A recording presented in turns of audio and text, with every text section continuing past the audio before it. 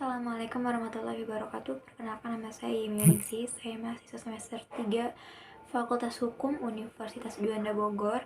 Di sini saya mau mereview jurnal Hukum Administrasi Negara yang berjudul Reformulasi Diskresi dalam Penataan Hukum Administrasi, yang diampu oleh Bapak Dr. Haji Dedi Mulyadi, SHMH, dan Bapak Dr. M. Rendi Aridayanti, SHMH.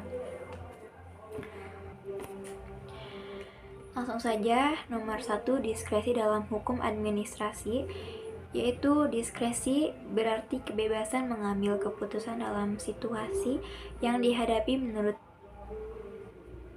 pendapatnya sendiri. Sedangkan menurut hukum yang dicita-citakan ius constituendum, konsepsi ini berbeda dengan rancangan undang-undang administrasi pemerintah.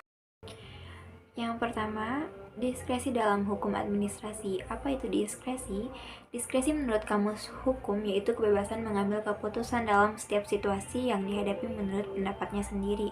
Sedangkan menurut hukum yang dicita-citakan atau ius constituendum, konsepsi ini berbeda dengan rancangan Undang-Undang Administrasi Pemerintahan Draft bulan Juli 2008, di mana dalam pasal 6 mengartikan diskresi sebagai wewenang badan atau pejabat pemerintahan dan atau badan hukum lainnya yang memungkinkan untuk melakukan pilihan dalam mengambil tindakan hukum dan atau tindakan faktual dalam administrasi pemerintahan.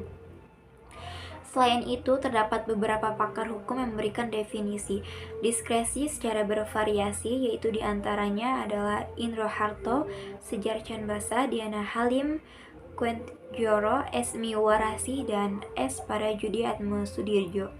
Menurut Indro Harto, menyebut wewenang diskresi sebagai wewenang fakultatif, yaitu wewenang yang tidak mewajibkan badan atau pejabat tata usaha negara menerapkan wewenangnya, tetapi memberikan pilihan sekalipun hanya dalam hal-hal tertentu sebagaimana ditentukan dalam peraturan dasarnya.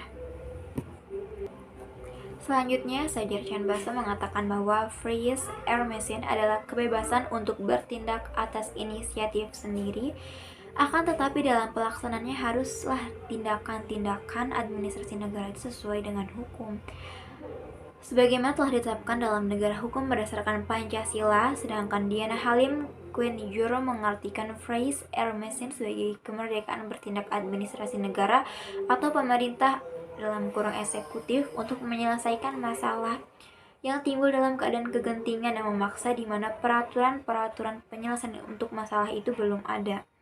Lebih lanjut, Esmi Warasi mengatakan bahwa dalam rangka pelaksanaan kebijakan publik, para birokrat dapat menentukan kebijaksanaannya sendiri untuk menyesuaikan dengan situasi di mana mereka berada, terutama yang berkaitan dengan ketersediaan sumber daya seperti informasi, dana, tenaga ahli. Lalu selanjutnya, tenaga terampil maupun mengenai diskresi mengenai pengetahuan yang mereka miliki. Itu berarti diskresi merupakan fenomena yang amat penting dan fundamental, terutama di dalam mengimplementasikan satu kebijaksanaan publik. Lalu selanjutnya, contoh konkret dari diskresi ini terikat adalah ketentuan mengenai hukuman disiplin berat bagi pegawai negeri sipil berupa pemberhentian sebagaimana diatur dalam pasal 8 huruf B Peraturan Pemerintah Nomor 32 Tahun 1979 tentang pemberhentian pegawai negara sipil, yaitu dalam hal pemberhentian karena dihukum penjara berdasarkan putusan pengadilan yang telah mempunyai kekuatan hukum tetap karena dengan sengaja melakukan satu tindak pidana kejahatan yang diancam dengan pidana penjara setinggi-tingginya 4 tahun atau diancam dengan pidana yang lebih berat. Selain itu, diskresi juga lahir dari aliran Reich-Finding yang menyadari bahwa pembuatan undang-undang tidak dapat mengikuti kecepatan gerak masyarakat atau proses perkembangan sosial yang sangat dinamis, sehingga undang-undang selalu ketinggalan. Undang-undang tidak dapat lengkap dan tidak dapat mencakup segala-galanya. Di sini selalu ada leontin atau kekosongan dalam undang-undang, sehingga harus dipahami dengan jalan mengadakan rekonstruksi hukum. Lalu selanjutnya, reformulasi diskresi dan penataan hukum administrasi negara. Salah satu agenda penataan hukum administrasi negara adalah pembentukan UU tentang administrasi pemerintahan yang hingga saat ini masih dibahas. Dalam rangka pembentukan undang-undang tersebut perlu dilakukan juga harmonisasi terhadap peraturan perundang-undangan yang lain.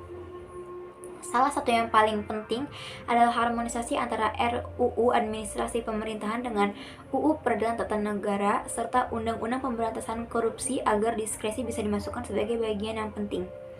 Harmonisasi hubungan rancangan undang-undang tentang administrasi pemerintahan dengan undang-undang tentang peradilan tata usaha negara terlihat secara jelas dalam pandangan dari Paulus Effendi Lotulung yang menyatakan bahwa Undang-Undang Peradilan Tata Usaha Negara ini lebih banyak menekankan pada hukum acara atau prosedur di pengadilan, sehingga lebih banyak bersifat hukum prosedural atau formal yang berlaku bagi badan peradilan.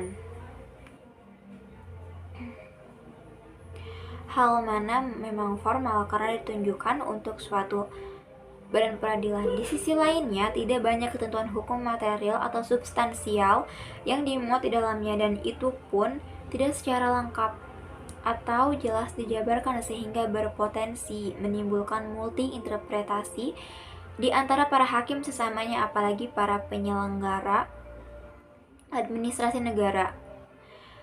Baik, kurang lebihnya saya mohon maaf. Wassalamualaikum warahmatullahi wabarakatuh.